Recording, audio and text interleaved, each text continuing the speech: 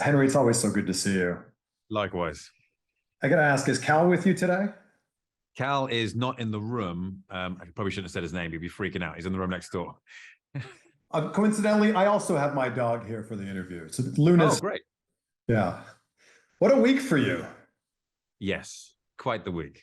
Quite the week. I interviewed The Rock a few weeks ago when it was still a secret that you were in Black Adam, and he was like a proud father. He pulled me aside. He's like, "What'd you think of that mid-credit scene?" Like he was so happy about it.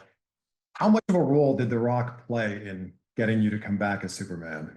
Oh, I mean, look, it's always tough to say after the fact. There's so many voices which have gone into this and so much work, whether it be Danny Garcia working endlessly and tirelessly to make this happen, or Hiram Garcia, and indeed The Rock as well. But there are other voices too, and it's just what is really the important thing is that I just feel so fortunate that there are those people doing that, and also the opportunity to actually be back and to look to the future and to build something exciting. We're glad to have you back. Thank you, my friend. When you take on an iconic role like Superman, like Sherlock Holmes, how do you approach it knowing that fans already have an idea in their mind of how that character should be?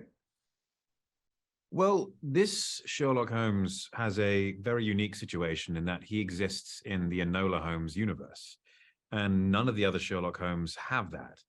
And so, especially with Sherlock as a supporting character rather than the lead character, this is not a universe that revolves around him. He is a color to this universe. And so, for me, the approach was to collaborate with Harry and Millie and make sure that every decision I made, everything that I did, tied into their plan for Enola's arc and for the story of the movie. And that's how I approached it. It's the important thing is recognizing there's a difference. Enola is that unique difference, and that does change a lot about Sherlock. There's a big theme in this movie of Enola trying to prove herself to everybody. When was the moment in your career where you really felt like you had to prove yourself? I feel like I have to prove myself every day. I don't think there's any letting up of that, because you're only as good as your last day of acting, and you've got to keep it up. There's no relaxing. You've got to keep on giving 100% every day. And yeah, I don't think there's any point where I'm like, yeah, I don't need to try anymore. I've got it. Henry, what's the best piece of advice that you've been given in your career? That's a good question. I'm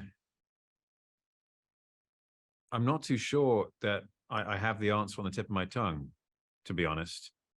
But my best friend, or one of my best friends, he says, love living and life is for living.